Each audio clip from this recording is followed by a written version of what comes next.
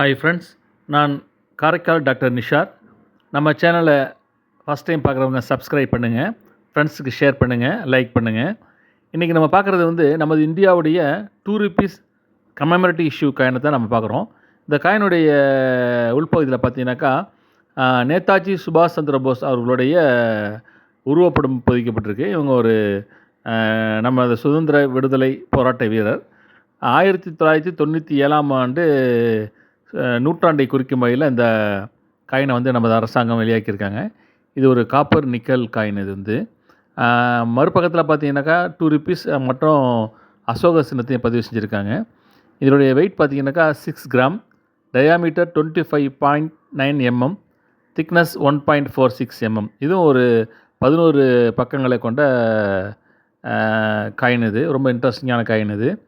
இது Hyderabad mint coin. ரொம்ப இன்ட்ரெஸ்டிங்காக இருக்கும். சப்ஸ்கிரைப் பண்ணுங்கள், ஷேர் பண்ணுங்கள், லைக் பண்ணுங்கள்.